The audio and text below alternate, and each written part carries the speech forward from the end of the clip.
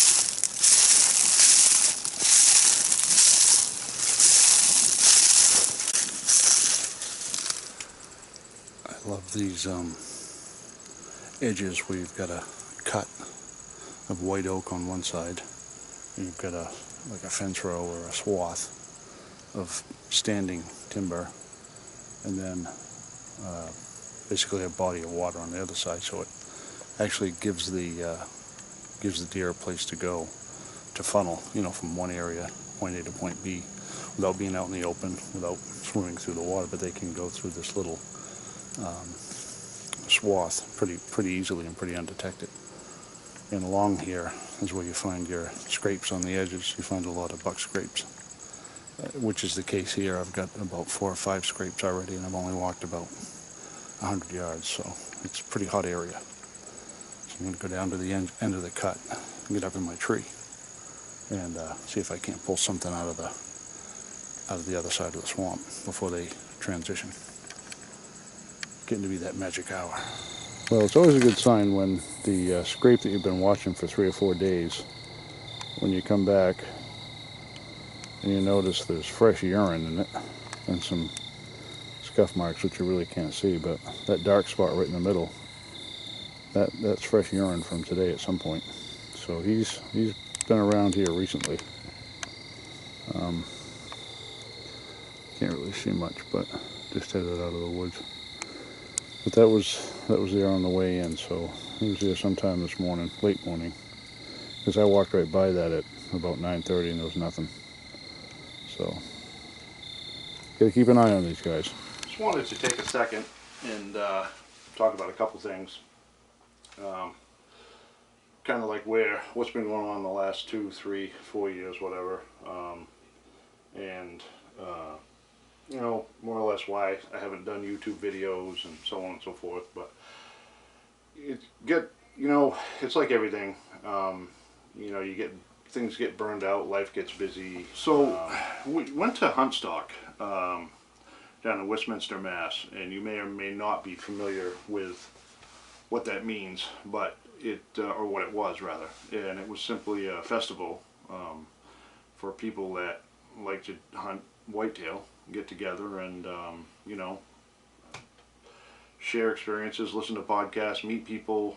Just 3 days of talk about hunting, learning, making networking with people, so on and so forth. And it was just a great time, absolute great time. I was there for the whole 3 days. It was actually put on by Pat Guyette and a couple of other folks.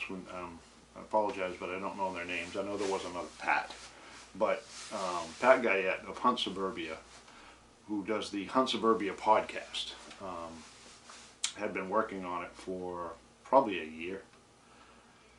And the amount of work he must have put in to make that happen, or to pull it off, must have been just, I can't imagine how much time he had to get all those people together, all that corporate sponsorship and people. But they pulled it off, and it went off tremendous. So, but after talking to those people, those folks I actually did a podcast with Live Free and Hunt out of New Hampshire, and that was a good time. But you know, it kind of gets the blood flowing to, you know, start, you know, maybe doing videos again and. But anyway, so what happened? 2018. Let's talk about that. So that was a year that I shot the tripod, my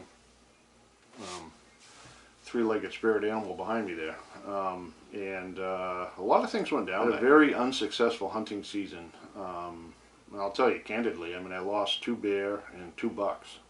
Couldn't retrieve them, couldn't find them. I missed a great opportunity on an 8-pointer back in New Hampshire. Just an absolute, just a horrible season.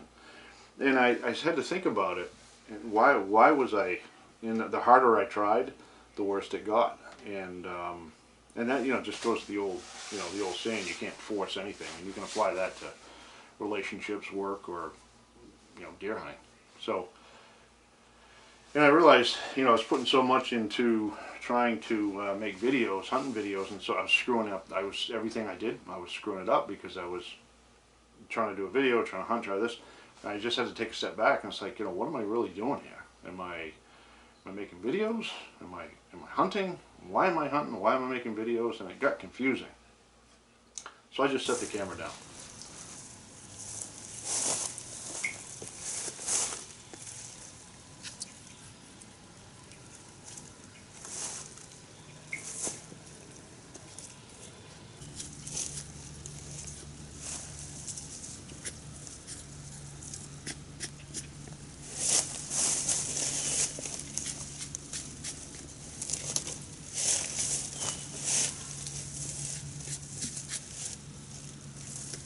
And didn't do a video for probably, well, up till what, this week or whatever. I mean, it was probably 3.5 or 4 years. And but I got back into hunting, got over that hump, shot a nice 10-pointer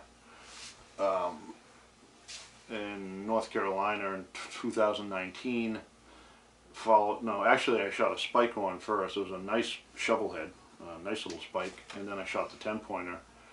Shot them both with the you know, Primo's doe and heat can. Brought them in, and that was kind of like a turning point where, you know, and I didn't bear hunt the whole year of 2019. I just didn't buy a tag. I just didn't want to deal with it. Didn't want to go back to.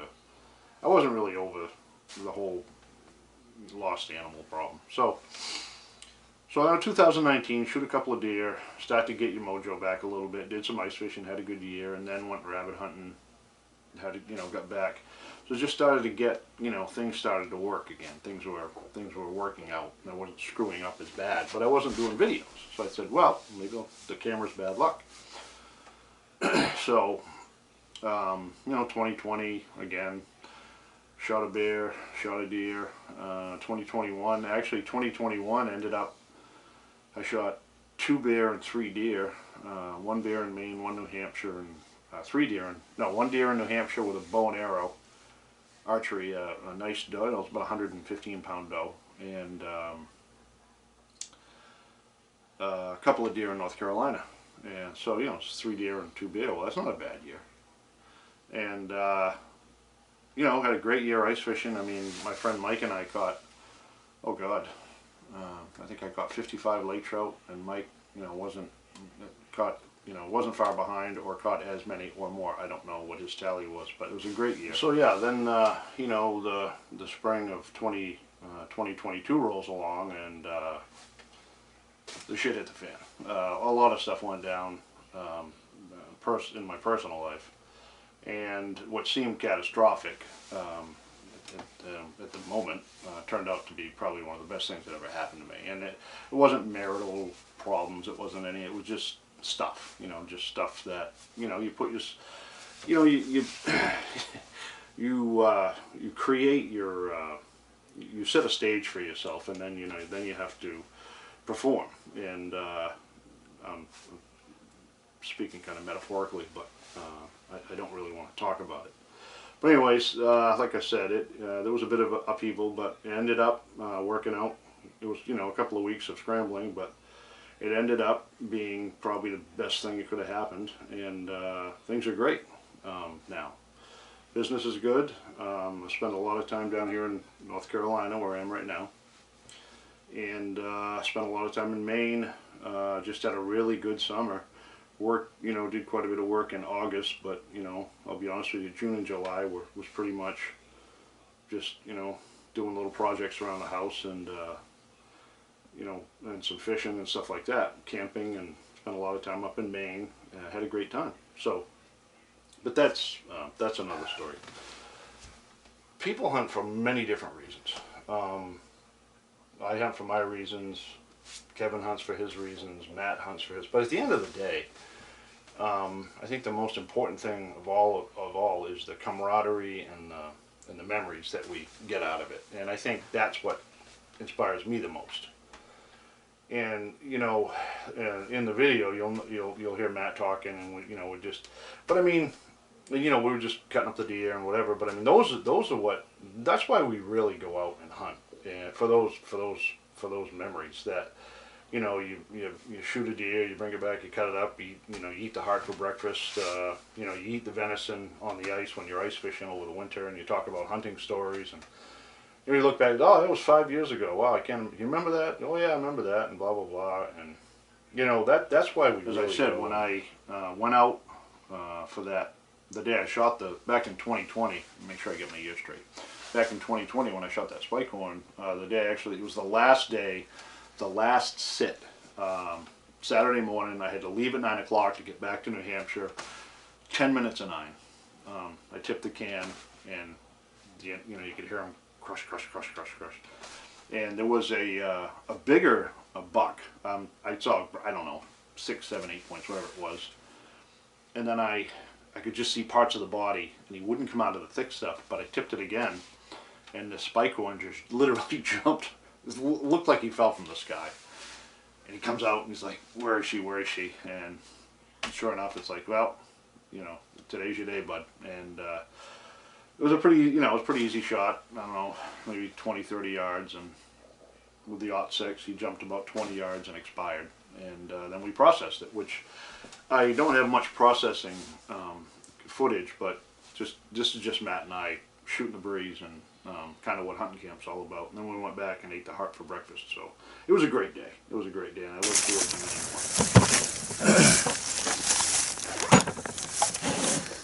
one. Pretty happy with our little harvest this morning.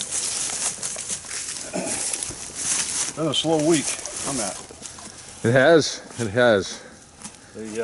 The rut has not kicked in, but this morning Matt and I were talking, and we're thinking, geez, you know, it's got us this and that. We're putting all these. Well, sure enough, had a couple of bucks, and had one in the thick. Well, actually, two. We had a bigger one and a smaller one, but the bigger one had no interest in that doe can, that Primus doe can, or Primos rather. And this little guy had to see what was going on, so that's why he's hanging on the meat. And it cost him his life. It cost him his life. Not awful. No, a lot of sign, yeah. Just not the deer. There's tons of scrapes. Rub, you found that rub. That was pretty impressive. Yeah, I was happy with that. Hopefully he's still out there. I doubt this. Well, he wasn't this one. No. Judging by the.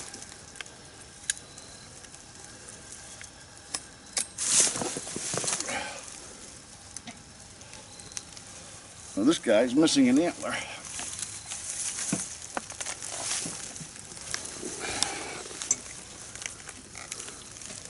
Not quite yet. This guy's missing an antler, so he's been getting the tar knocked out of him. That's probably, well, that bigger one let him go. Come in and take a beating before he went in. Yeah, I said, hey, you go see what's going on. Now, that was that clear fluid that came out of his neck. It ran out, but there was a clear fluid that came leaking out. Okay. So His neck doesn't look that swollen, which has always to me been an indicator of them rutting up, but he is small, so who knows? yeah, he's a little guy, but hey, you know, After this week, it's gonna kick in. I mean, we saw a bunch of deer. Well, Just yeah. either too far, too fast, or too furious. Didn't have the right opportunity. All right. You can see.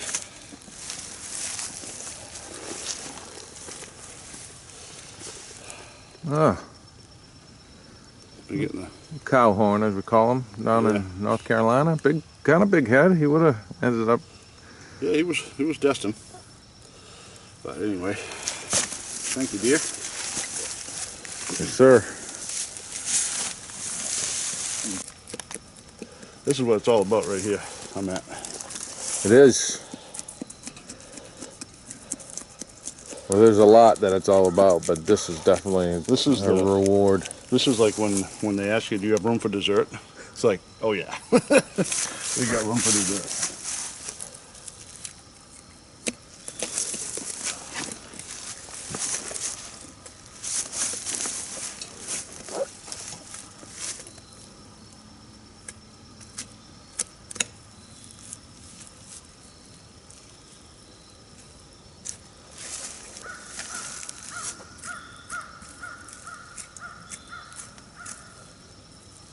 Would you say he's got a lot of fat on him, or not a lot of fat? Not a lot of on him? fat. Not a lot of fat. Which kind of coincides with with no agricultural crops out there. Yeah. I've been browsing this year. It seems like He's been eating whatever nature has to offer, and that is he's got a belly full of swale grass, or whatever you call it down here. I don't know what you guys call it, but that's what we call it back home. yeah. Usually the ag fields have soybeans. This year was cotton. Cotton, and it was gone, and they don't eat cotton anyway. Nope. So they're and in the acorns woods. aren't as what they usually are. No. So they're on there. They're moving. Yeah. So this year it's been more, I think, more of trying to figure out what they're eating, and then you're praying for the rut, you know, because that's our free pass. But yeah, trying to figure out what they've been eating all day is difficult. I mean, all year.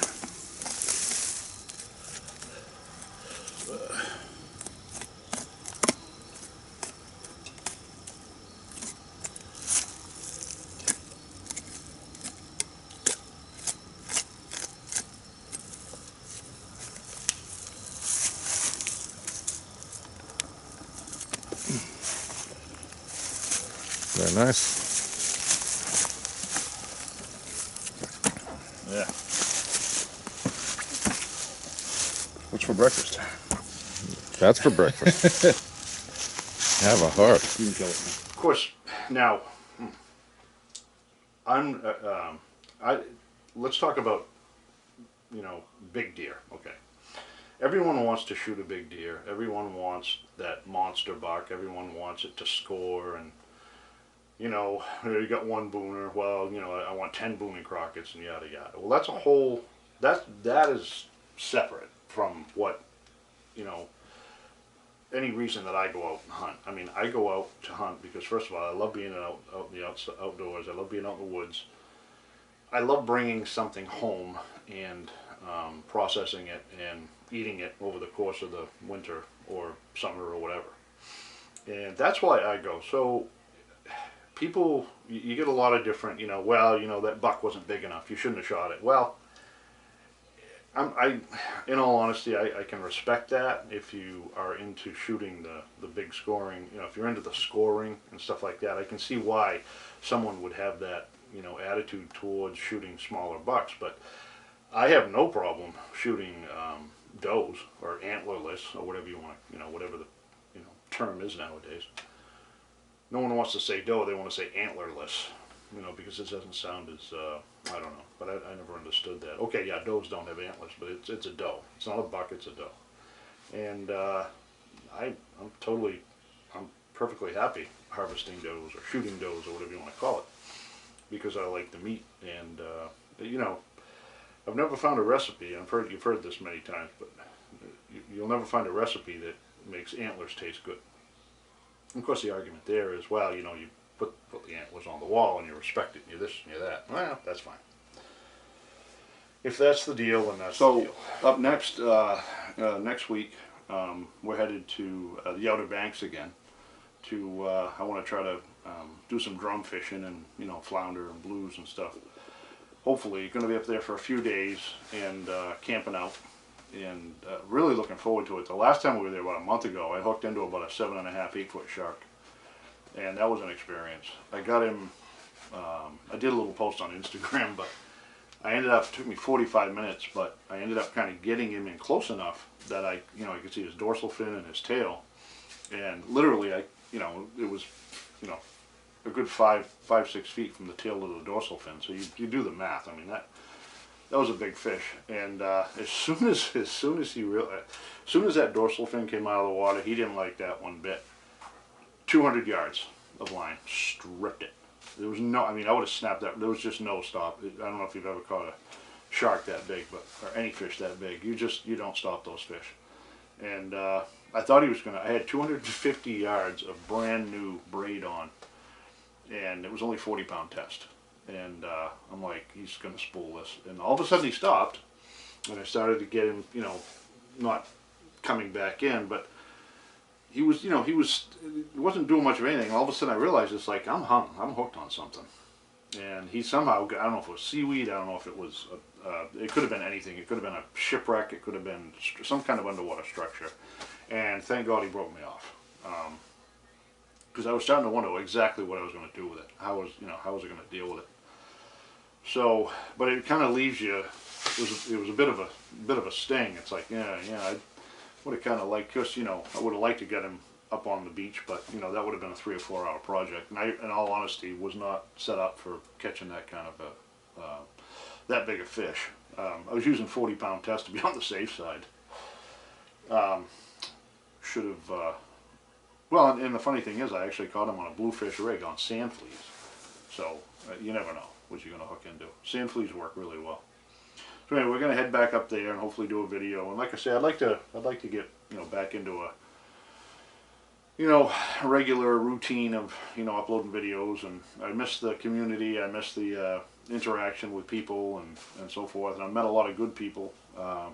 There's a lot of negativity on YouTube. I don't have to tell you that, but you just kind of, it is what it is. Some people just have to do what they have to do, and that's just, that's who they are, and there's nothing you're going to do about it. So you just ignore it and move on. But I do miss a lot of good friendships and a lot of good times because of YouTube, and so I'd like to get back into it. So anyway, I got to get back to this. So we'll see you on the tubes.